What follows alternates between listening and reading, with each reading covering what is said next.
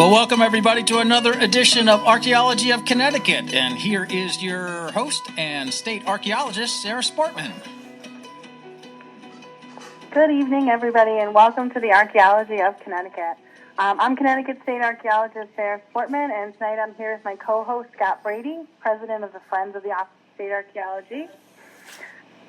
Over the last few months, we've discussed a lot of historic period sites on the show, but tonight we're going to take a different tack and dive deep into Connecticut's past to talk about Native American life in eastern Connecticut thousands of years ago. We're joined tonight by three special guests, Dr. Dianna Doucette, Elquist, and Kristen Jeremiah, three very knowledgeable archaeologists from the Public Archaeology Lab, or PAL, in Rhode Island, to discuss a series of Native American sites they found and investigated along the Susquetonsqut Brook in Franklin, Lebanon, and Norwich, Connecticut. These sites were found and excavated between 2013 and 2015 during an archaeological project conducted for a new natural gas pipeline. And the information collected from the archaeological investigations provides new information about Native American lifeways and settlement patterns thousands of years ago in the Susquetonsqut Valley, and new insight into the narrow stem tradition of the late Archaic period. So before we get into our discussion of the archaeology, I'd like to take a minute to meet our guests. As I said, we've got three fantastic archaeologists from the Public Archaeology Lab in Rhode Island, ladies that I was fortunate enough to once have as colleagues when I used to work there several years ago. And if you wouldn't mind, I'd like to go around and just have everybody introduce yourselves and tell us a little bit about yourselves. Can we start with you guys? Sure. Hi, Sarah. Thank you for inviting us to your talk on the show and discuss our work at the Susquetonsqut Brook site. Well, I'm a senior archaeologist here at PAL, and I've been working in cultural resource management, or CRM, and with PAL for, I guess, over 30 years now. And my research, I've been focusing on the Archaic period, which is, I'm sure your listeners by now might know, but the time period from about 10,000 years ago to 3,000 years ago, but specifically looking at the early and middle parts of the Archaic. And I have worked a lot with feature analysis. The features are like big storage pits or burial pits or trash pits, and the analysis of them, and also just site selection, patterning, and across the landscape. I've done a lot of work in the southeastern Massachusetts, as well as now quite a bit in Connecticut. So it is a real, it's a privilege to be on your show today. Thank you. Thanks so much for coming on. I'm really excited we could get you all to come and talk about this. So, Ora, would you like to go next? Sure. My name is Elquist. I've been doing cultural resource management for pretty close to 20 years now, and have worked at PAL since about 2006. I'm a principal investigator, and I've spent most of my career working in the Northeast, but I've also worked in Idaho in the Great Basin, out west in the upper Midwest, and Europe. As far as my interest in the Northeast, I'm a lot like Di. I'm really, really fond of the Archaic period, especially the late Archaic period. I think especially because it's so messy, and I just love it a lot. Definitely. And Kristen? Hi, Sarah. My name is Kristen Jeremiah. I'm a project archaeologist at PAL, and I've been in cultural resource management for just about 19 years now. Most of my experience has been in the Northeast and with PAL. I think collectively I've been here for going on 11 years. I do have some experience with Hawaiian archaeology, and I do some archaeology work in Texas. And I guess I've been lucky enough to be able to work under both Di and Ora, and kind of learn from both of them. And again, it's great to be here. Great, thanks so much. I'm so glad you could join us. So I was thinking, we were going to talk about this project along the Susquetonsqut Brook. And it is like a really large-scale project. It was done for a natural gas pipeline. You all work in CRM. This is a CRM project from a big pipeline investigation. So I wanted to kind of clarify to our audience just, the process of how the archaeological research is conducted, maybe before we get into some of the cool things that you found and investigated during your research. Can you give us a little bit of background about the area that the project was conducted in, and also just, what a big survey for a large-scale project like a pipeline entails? Sure. I will talk about that. I was the principal investigator for this project, and came about, first of all, for the Algonquin gas transmission was planning to put in changes to their pipeline in eastern Connecticut. It was about 9.5 miles of pipeline, and so they needed to get special permission. I mean, they needed to get work with the federal agency to approve their changes. So in this case, it was FERC, the Federal Energy Regulatory Commission, or FERC. So, and under the National Historic Preservation Act, they were required to consider the agricultural resources, so they hired PAL to assist them with this. These big, first I'll say that, backtrack and say that these linear projects going across all of these different sort of landscapes has given us a great opportunity to look in areas that aren't normally tested, or where people don't normally look for archaeological sites because they're not along the rivers and the coast and in areas where you typically would think about looking for artifacts or sites. So we end up getting a lot of interesting information about their site selection pattern of Native Americans especially. So we were, and so the first step that we did on this project was to do background research. So we looked for what we call a desktop sensitivity assessment. We wanted to look at the area where they were going to make the changes on their pipeline and see if there were any other sites recorded there previously. In this case, there were, I think, 13 sites that we found that had been already recorded by either other professional archaeologists or avocational archaeologists in the area. So we did research at the State Archaeologist's Office and in the Connecticut State Archives. And we also looked at the environment, the topography, the past climates, and soils, just to see where the areas along the route would be great places to occupy if they had the resources that Native Americans would have needed to camp.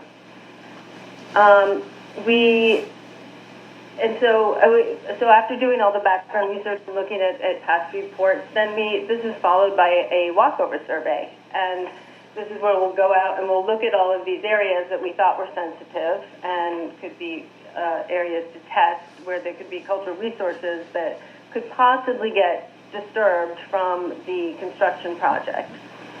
And then we confirm what we found out doing our research in the lab.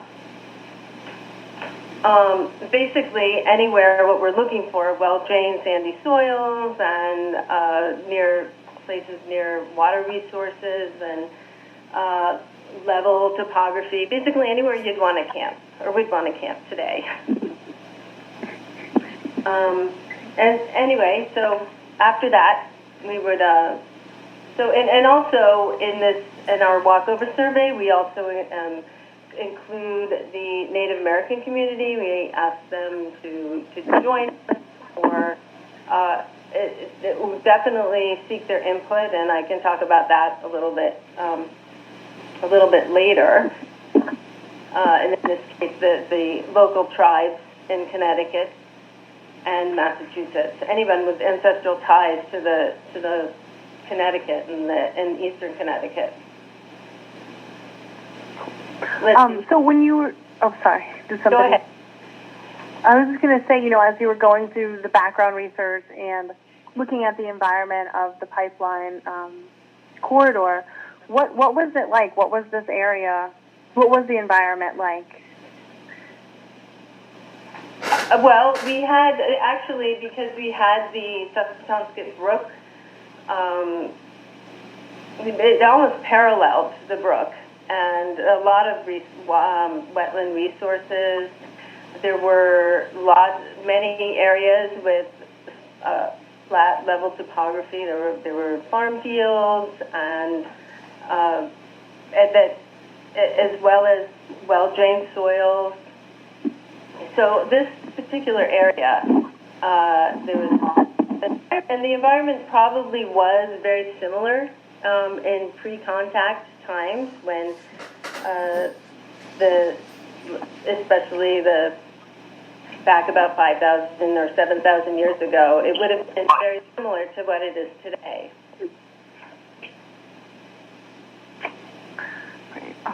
So when you went through and did your, your background research and your field walking and your kind of ground truthing of that, how did you decide certain areas where you wanted to put in test pits, and what did you find? How many sites did you locate along the corridor? Well, actually, the first step, so after we identified those areas that we thought would be good areas, sensitive for the archaeological sites, we start with we call it a phase 1, and it is, we excavate, it involves digging test pits that are about a foot, 1.5 feet by 1.5 feet square test pits. We dig down about 3 feet, and we dug these test pits in all of the areas that we thought were sensitive along linear transects. They were spaced about 30 feet apart, and all along the pipeline corridor. So it was thousands of test pits, actually, and so this is how we would find if there was a site there or not. This methodology would let us, if we would find any kind of artifact, stone tools, or evidence of a fire pit, some kind of that the area had been occupied. And if we found an artifact, then we would put more test pits around it, 4 more test pits around it, and this would to see if it was an actual site area or if somebody just stopped along the way, sharpened a stone tool, and left a little piece of that stone, which we call a flake or debitage, behind, or if it was actually, we were right in the middle of the site, and it could have been a workshop or a campsite. Because often we'll find just a spear point at this stage, and it was just lost while hunting. So actually we found 40 sites during this phase 1 along the route. And some of those were an isolated find, like a lost spear point or one lake, and others were much larger sites that we found a lot more artifacts in those, a lot of more stone tools and evidence of fire pits and things like that. So after the phase 1, we looked at everything that we got and determined that 16 of those 40 sites were significant sites or potentially significant sites. They had enough information that we collected in the phase 1 to say this is probably a pretty big site, and there was a lot going on here. So those 16 sites we recommend for more work, more investigation to find out more about them. And I know Ora and Kristen will talk more specifically about the Susquetonsqut Brook 4, 5, and 11 sites, but overall, among the sites that we found during the phase 1 survey, we had at least 10,000 years of occupation that we found. We found artifacts ranging from what we call the early archaic all the way to European contact in Susquetonsqut Valley. Very cool. So what's your next step? So after you've identified your sites that you think are significant, what happens next? How do you take it from that point where you've done test pits, you've identified that there's a resource there, there's enough material there to understand that you're really going to be able to learn something about the past and it's worth additional investigation. Where does it go from there? How do you decide if a site actually gets full, excavation, full data recovery to collect all the information? Well, sure. Then we'll go on to, for those 16 sites that we found, we recommended that we go to a phase 2, or what we call a site examination. And then we went back to those sites and we placed a grid of test pits over the site at every 15 feet or 5 meters. And this gave us a good idea of where the concentrations, activity areas were within the site, and also the boundaries, which was most important, to see how far the site extended, and within the area where the pipeline was going to go in, or where it was the area it was proposed to disturb. And then we also, after we put in the test pits, we opened up larger units that were about 3 feet squared units that in those areas where we found the highest concentration of artifacts, or in areas where we might have found evidence of a feature or a trash pit or storage pit. A feature, by the way, is a non-portable artifact. Like, you can't actually take it from the field without ruining its integrity, and you can't take it back to the lab. It's a stone wall or pit or something like that. And so they tell us the most about what kind of activities were going on a site. So after we do that, then we have a very good idea of the types of activities that were going on, and at that point we can determine if the sites were actually significant enough to be eligible for listing in the National Register of Historic Places, in which case it sort of puts them in a different category for going forward. And in this case, out of our 16 sites, the 3 that we ultimately will be talking about today, the Susquetonsqut Brook 4, 5, and 11. So we had up to, I believe, 12 Susquetonsqut Brook sites, and Laura and Kristen can chime in, but I think we had 12 that we named that, and then we had some other names because they were off of maybe small tributaries. And so we ultimately determined that these 3 sites were very significant, and then the Connecticut State Historic Preservation Officer, the Connecticut SHPO, and I believe even the state archaeologist at the time, Brian Jones, all concurred with our recommendation. Excellent. So what, you said you found about 12 sites along the Susquetonsqut Brook. Can you give us a sense of kind of the range of different types of sites that you found? I mean, I know we'll talk about the 3 that went to data recovery in more detail, but were all the sites kind of similar, or did they have different kind of purposes for people on the landscape?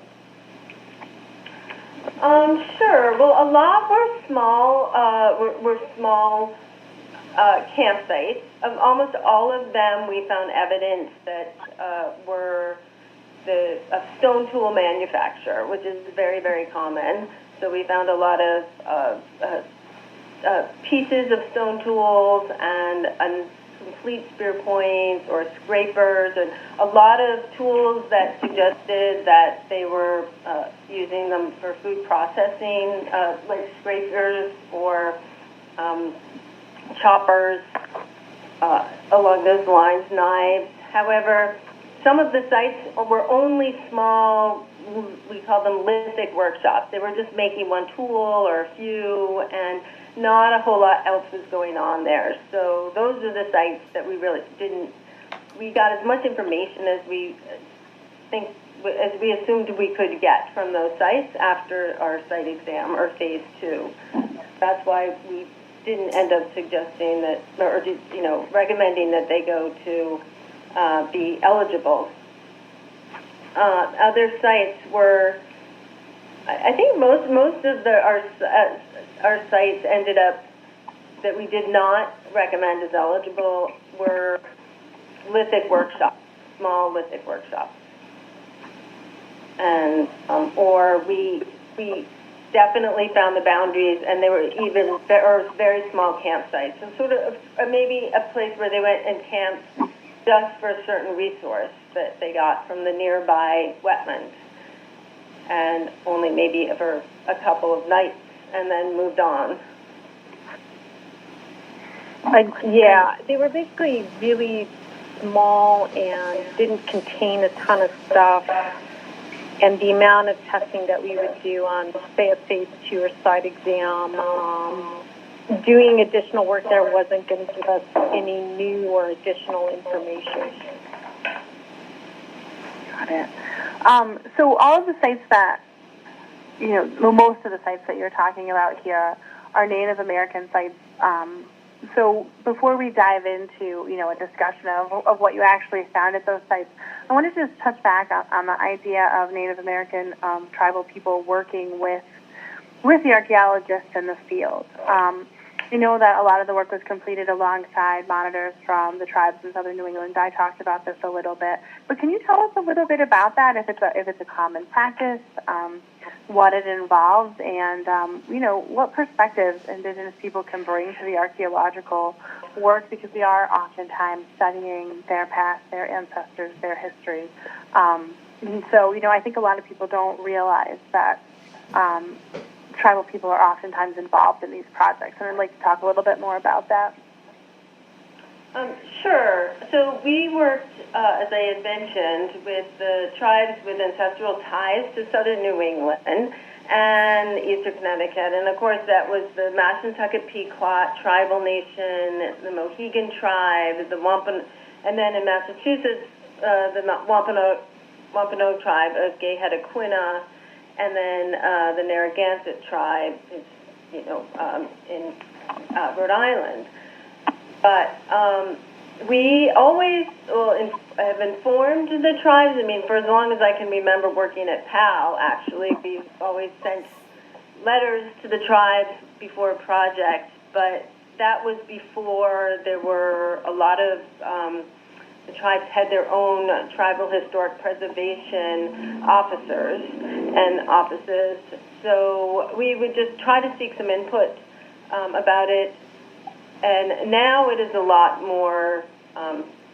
It is a lot more formal, and especially if there's any federal permitting involved, and they are a sovereign nation, so federally recognized tribes, and in this case, this project involved FERC, so the agencies would talk to each other, but it did really allow for the exchange of information and the opportunity for the representatives to work, share their special expertise with us about the areas and their insight into the, what we were doing in archaeological field work. But some have real specialties in the indigenous plants and in the also just the cultural landscape. So we would. They, as I said, they accompanied us on our walkover, our field assessment, and then when we were actually out doing the excavation. So many times we may come across a big feature that could be a burial, and they're there to help us make that determination in the field. But it is. We have been, although I said, we've been doing it for a long time. It is very common now, and a common practice now in most areas, most states, especially with federally recognized tribes. But there's also state-recognized tribes, and whoever is in the area, we try to include. And they, definitely have a lot to share, and it's more rewarding to be working with the tribes as well for us, for sure, and that they can be involved. I don't know what to add. Thanks. So let's move on to talking about the sites that you investigated. And there were 3 sites that went on to full excavation, the Susquetonsqut Brooks 4, 5, and 11. And I know that, you and Kristen you were also very involved in those excavations and those analyses. So maybe we can kind of go through them, maybe just in an overview, and then go through them more individually and the types of sites you have and what you found. Sure. So Kristen and I became involved in the project at the data recovery level. The SB, or Susquetonsqut Brook, or I'm going to say SB 4, 5, and 11 sites, were the ones that we eventually determined were eligible and important and significant to American prehistory or the pre-contact period. And so Kristen and I became involved because she and I sort of shared the responsibility of overseeing the excavations at those sites. So I was overseeing the excavation at SB 4 and 5, and Kristen was covering SB 11. And what was interesting, one thing to keep in mind is when we do the data recovery use of this stuff, we always keep in mind what we found before in earlier phases of investigations throughout the valley. And what I think is really important about the work at Susquetonsqut Brook is the earlier phases of investigation covered miles and miles of the Susquetonsqut Brook Valley, because that's where the project of the gas pipeline is basically parallel the brook. So we were getting upland and lowland contacts throughout that whole valley for miles and miles. And we basically the surveys increased the known identification of the pre-contact or Native American sites by almost 200%. So we feel like we had a very solid picture of the pre-contact or Native American history occupation of those valleys, a very thorough one. It wasn't just a pit here and there where we kind of knew something happened here and a little something happened there. We actually had a very thorough picture of what was going on in the valley through time. So the sites that we looked at were sort of bigger, and they covered, as Di mentioned earlier, basically all time periods from the early Archaic into the late Woodland period, or a period of about 10,000 to 450 years ago. The sites that we looked at, or I personally was overseeing, was at SB4 and SB5. SB5 had, what was curious about the sites is we had, little bits of stuff happening before about 5,000 years ago during what we call the early Archaic and middle Archaic period. There was some stuff happening. We actually had a pretty decent evidence of a middle Archaic occupation at the SB5 site. But for the most part, the stuff that dated before about 5,500 years ago was mostly seemed to represent people staying at those places at SB4 and SB5 for short periods of time. And what I mean by short periods of time is something that ranges from a few hours to a few days. That was also true of occupations that dated after about 3,500 years ago.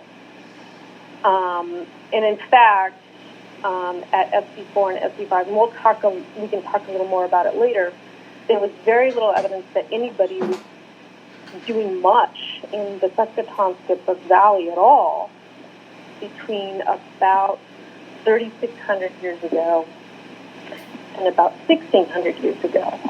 For the most part, most of the stuff we found at this site was limited to a time range between about 4,400 4,800 years ago and 3,600 years ago at SB4 and SB5. And I know Kristen can talk a little more about SB11. She has a little bit earlier stuff. But my stuff is at SB4 and SB5 was mostly associated with the narrow-stemmed tradition of the late Archaic period. And the late Archaic period ranges from what we call in radiocarbon years, 6,000 to about 3,000 years ago.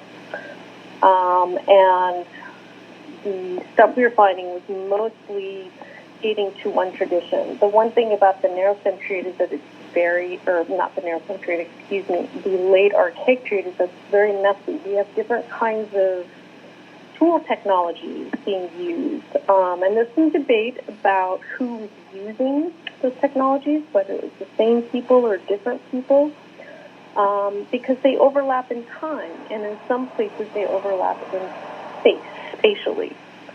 So what we had, though, mostly was dated to between about 4,800 and 3,600 years ago, and it was associated with people using what we call a narrow-stemmed tradition. And that term is based on projectile points, or what most people think of as arrowheads.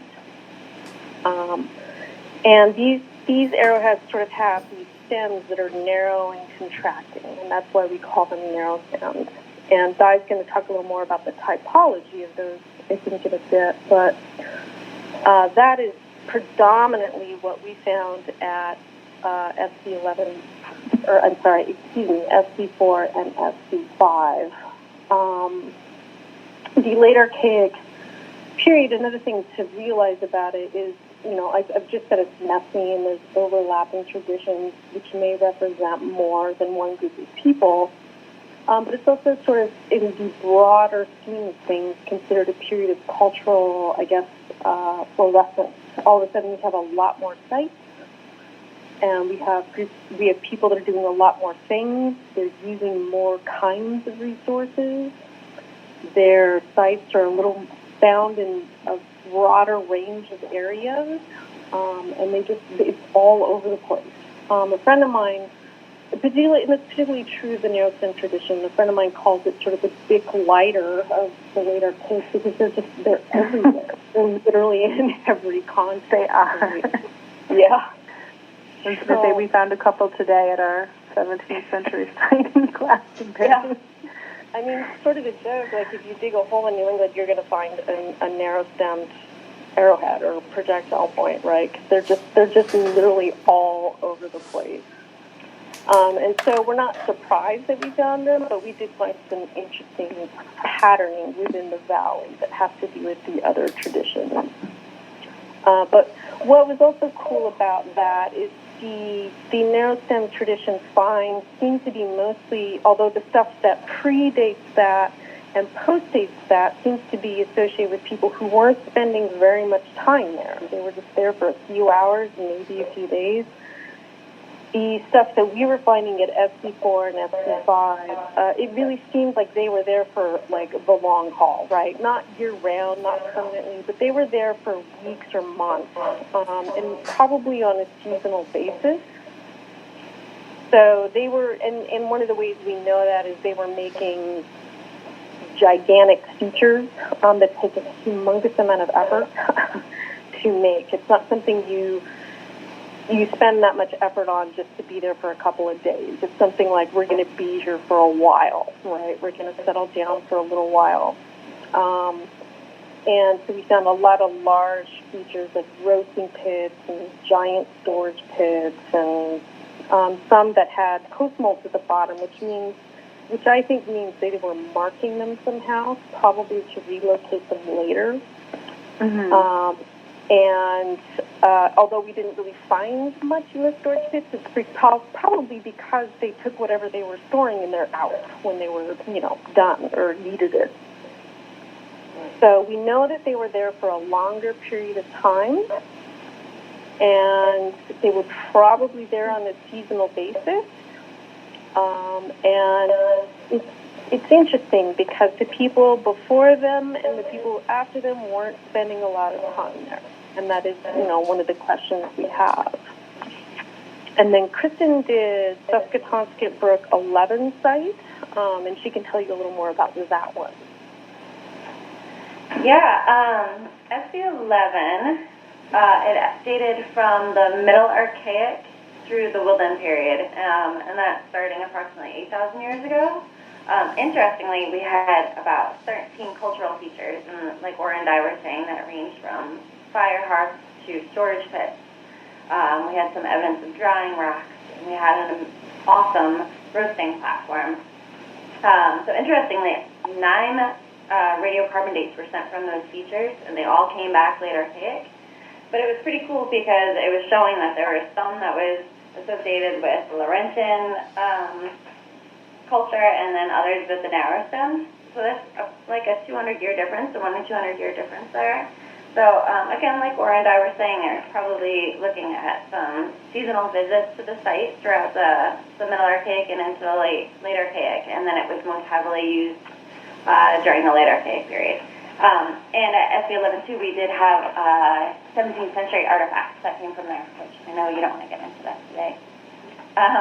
But the thing I love most about SB11 is that you really kind of see like the human context to it, and we were able to do lots of residue analyses, and that roasting platform that dated to the late Archaic period, there was evidence that it was used to roast meat. And we did residue analysis on a stone tool, and we saw that it was probably used to process fish. So it was, I think I fell so in love with the site because you could completely see the human aspect, and where people want to come in and sit around the fire, and where people are going to be roasting their foods and processing all their resources. Mm-hmm. So, sorry, go ahead, Laura. Oh, no, I was just going to say, I was going to, what Kristen said about mostly finding fish at SB11 also was true at SB 4 and 5. We found evidence that they were fishing catfish and eel, which seasonally comes up in the winter of freshwater streams. Although it's possible that folks were using a tool during other times of the year lower down the Thames River, where it's more of an estuary and saline or marine environment. And we also found a lot of evidence of use of sort of proto-domesticates. It's not that they were farming or cultivating them necessarily, but it looks like the way people behaved were maybe selectively using seeds from plants that would have been attracted to areas of disturbances, which is kind of what people do in their campsites. They kind of disturb the area and attract plants that produce a lot of seeds, like amaranth, which is in the spinach family, and goosefoot. And we also found a lot of remains of nuts at SB4 in particular. So they were clearly roasting and storing those. And the cool thing about Kristen's site at SB11 is she was also finding stuff on pottery that dated to the Woodland period that involved the use of berries, like buffalo berries. That was pretty exciting. Absolutely. And there's some evidence of beaver, porcupine, too, on some of the lever described before. That's really cool because, lots of times, obviously, we all those of us who work in New England know that you don't always get much preservation of food remains in a lot of our sites because of our acidic soils. So you have to kind of get at those from different angles. We don't often get the bones, or even sometimes the seeds. And we were very fortunate to have this project was large enough that we could do the specialized analysis as well.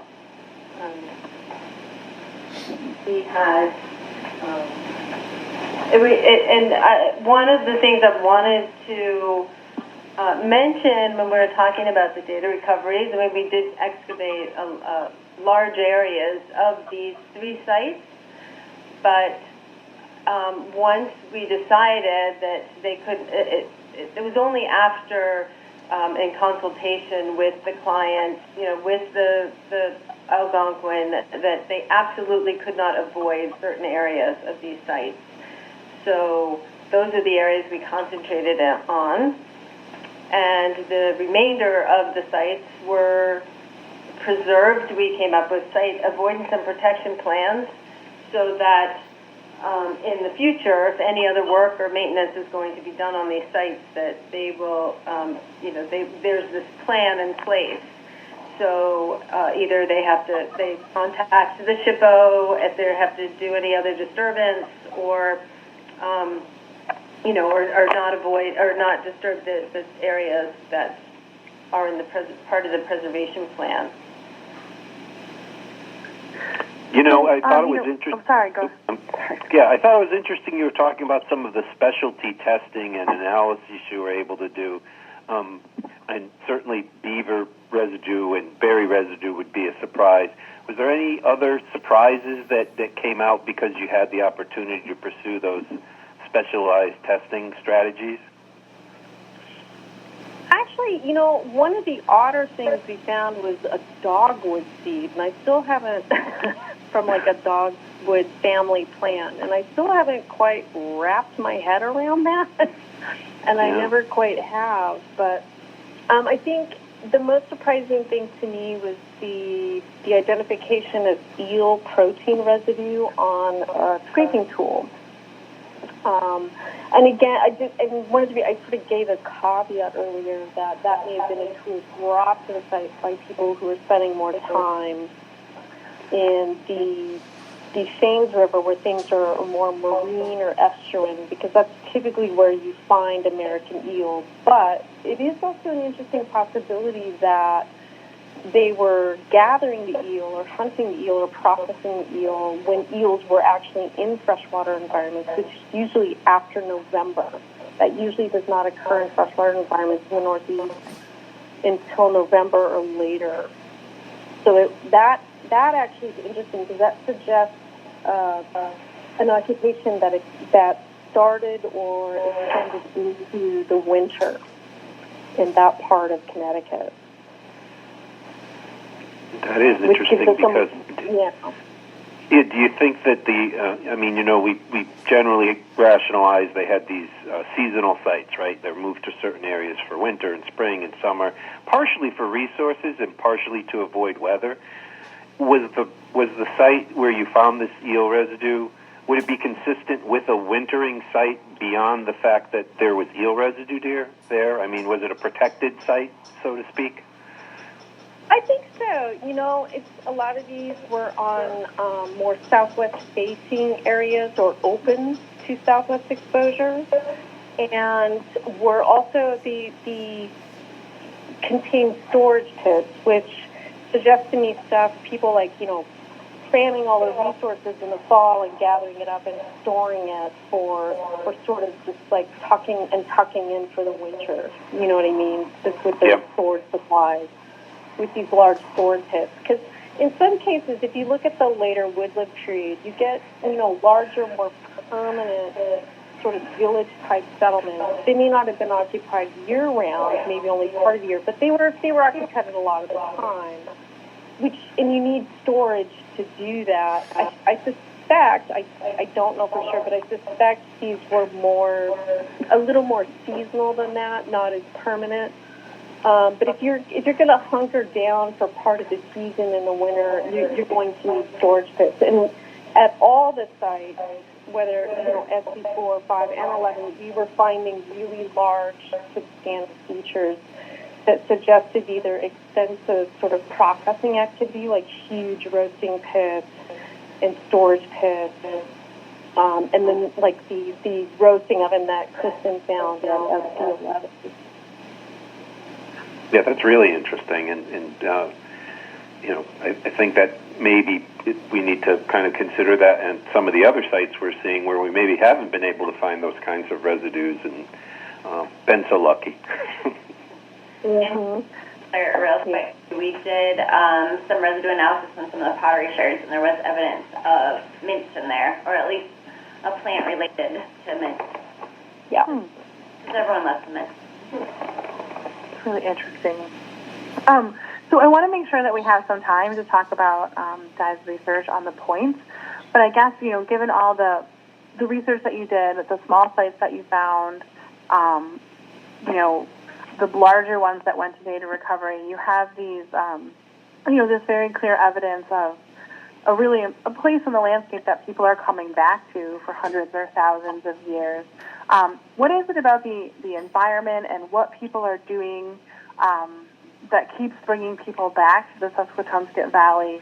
And what do these sites as a collective, as a group, kind of tell us about, life and settlement patterns in the late Archaic period in eastern Connecticut? Can someone kind of just give us a summary? Well, I think Di has some really interesting stuff on the projectile point stuff. She was looking more specifically at projectile points and doing a comparative analysis with some other regions. I was looking at a lot of radiocarbon data. And I guess one of the main things that I pulled out from our radiocarbon dates is that the Susquetonsqut Brook Valley, really in terms of the narrow-stemmed people who were making narrow-stem points, really differed from other areas. So, like I mentioned earlier, the people making narrow-stem points seem to be mostly there between around, or late Archaic stuff seems to be mostly happening between 4,800 to 3,600 years ago. And then it just stopped. And that was really startling to me when I looked at the radiocarbon data. And I started looking at an assemblage or a bunch of dates from other areas, like the Northeast Highlands, which is north of, the northeastern part of Connecticut. And their narrow-stem sites are associated with dates that go all the way to around 2,000 years ago. So people seem to be continuously occupying the Northeast Highlands from about 4,800 to around 2,000 years ago. But in the Susquetonsqut Brook Valley, it just sort of stopped at 3,600 years ago. And then I looked at radiocarbon dates from another study in the Connecticut River Valley, and there you have this weird sort of displacement. You have sort of narrow-stem dates in the lower parts of the valley, and then they sort of only show up in the highland areas adjacent to these valleys, and then they disappear for a while, and then they show back up in the lower valleys. And the one thing that's really interesting to me is around the time that the stuff in the Susquetonsqut Brook Valley sort of disappears, it's also the time that a new tradition is introduced into eastern Connecticut around 3,600 years ago called the Susquehanna tradition. And there's been an argument since about the 80s between archaeologists as to whether this is, a different group of people. The technology is very different. The way they make those tools is different. They look different. They do different things. Or whether it's people adopting a local tradition and adopting new and different life ways. And I don't know that this resolves the argument, but it does force one to re-examine the idea that maybe there's some interactions between different groups of people that vary from drainage to drainage. What's happening in Susquetonsqut Brook and the Thames Valley might be really different from what's happening in the Connecticut River Valley versus the northeastern part of Connecticut. There's this sort of different settlement histories there, and that may be related to how different groups of people are interacting. But I know Di has some stuff to say about the actual point typology. Yeah, I'd really like to talk about that and how it fits into the whole, the research in general, just trying to understand the cultural chronologies and how these things kind of occur through time, what people are using them for. Do you want to talk a little bit about your work? Sure. Well, to actually, pick up where Ora left off, it is interesting that we see that sort of abandonment in the Susquetonsqut Valley, River Valley, after the late Archaic, and we're not finding a lot of these narrow-stemmed points with the Susquehanna tradition. The sites that have those particular, artifacts that date to the Susquehanna tradition. But there has been a debate where, what these narrow-stem points do date to, and they do seem to transcend cultural time periods. Anyway, whether it's cultural traditions or not is another, it's also debatable, but because there are sites that have been found along the coast that clearly date to the woodland period that have these narrow-stemmed points. So it is possible that the people that had abandoned, we're not finding them dating to the woodland period. We're not finding the points associated with the radiocarbon dates because they weren't there in the woodland period. But basically, we had prior to this project back in like 2005 or 2007, we were working on another gas pipeline project in eastern Connecticut, just east of where we are now, sort of southeast from where we are now, and Susquetonsqut. And as part of that project, we did the same. We went through all the phases and found multiple sites in like a 3-mile stretch. And one of those sites went to a data recovery, or phase 3. It was the Tower Hill site. And at Tower Hill, we had we recovered about 80 of these the narrow-stemmed points, and all of them were associated. Pretty much all of them were associated with the late archaic radiocarbon dates. And we also found that they were, so we found all of these points, we had radiocarbon dated features that they were either in or adjacent to. So even though they all may look alike at first glance, as Ora described them, we looked at, I actually ended up researching. I went and looked at the Mashantucket Pequot Research Center and at different sites from eastern Connecticut that yielded a lot of these types of projectile sites, like Norwich Hospital. There was the Route 6x84 project corridor. Went to the past and looked at the collections there. And also collections from the Burwell Krakow site. I'm not sure about pronouncing that right, but all of the narrow stem points. And I found that the ones at Tower Hill were fitting into four already previously established types of narrow-stemmed points. And those were the Burwell, the Susquetonsqut-stemmed, Lamoka, and Wading River.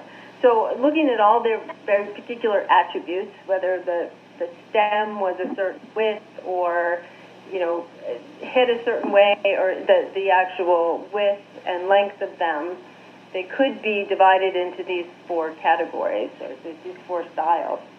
So they, could be distinguished from one another, and they also seem to be falling on the site and concentrated on the site in temporally in concentration areas associated with, like the Burwell were the earliest, and we actually found them with a 6,000-year-old date. So it almost put them in the Middle Archaic period, but they could be a sort of a manifestation of the Middle Archaic Neville point.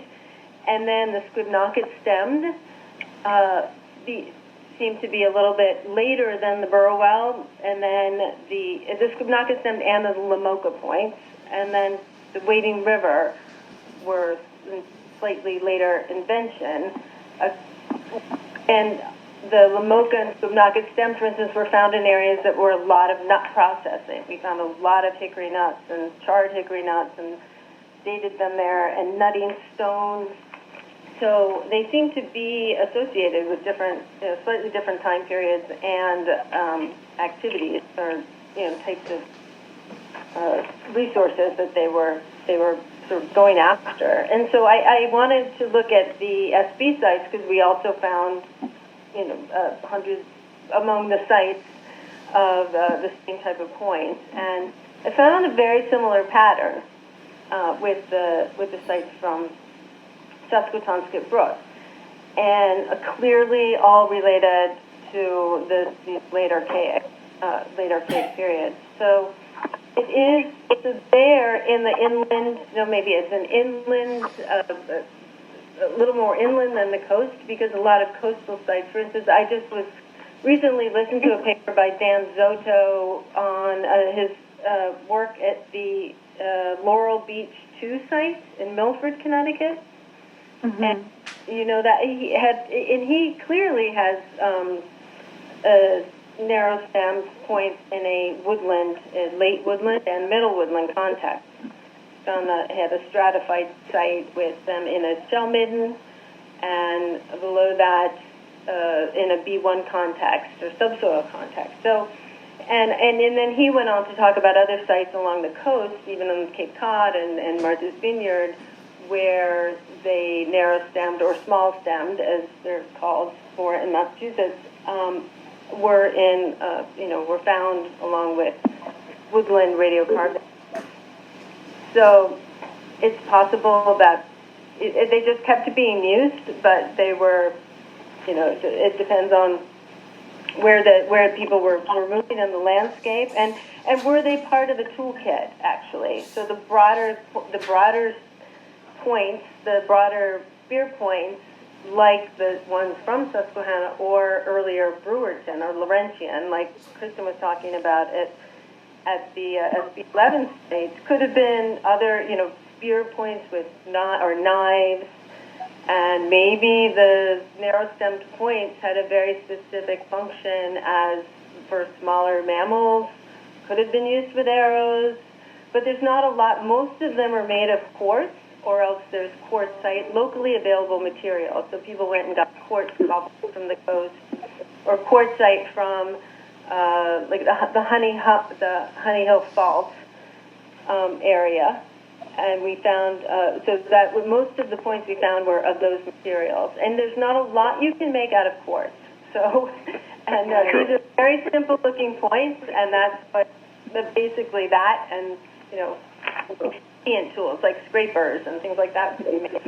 So there's a lot of research, I think, that can be done, and I'm still really interested in this, and to keep comparing sites, but and it could very much have something to do with their placement and settlement patterns, and who is using them where. Sarah, we have 60 seconds. Do you want to just quickly share with everybody how they can stay in touch? No, thanks. We could have talked about this for a lot longer, and as the research continues, I hope that we can expand this conversation. You can follow the Office of State Archaeology at osa.uconn.edu and on Facebook. And Scott, if you want to talk about FOSA and Sure, FOSA, you can follow us on Facebook or at our website, fosa-ct.org. Hey, and Pal? Quickly. Oh, you can find us at palinc.com. Perfect. Thanks, everybody. Appreciate it. Thank you. Thank you, everybody.